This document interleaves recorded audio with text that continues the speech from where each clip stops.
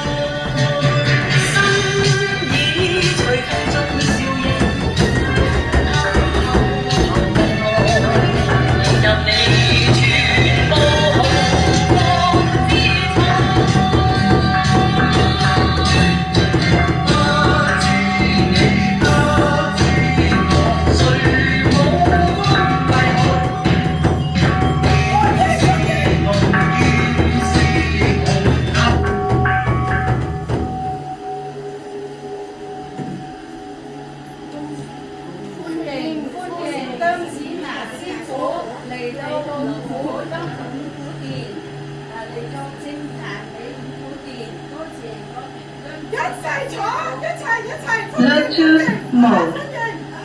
Welcome.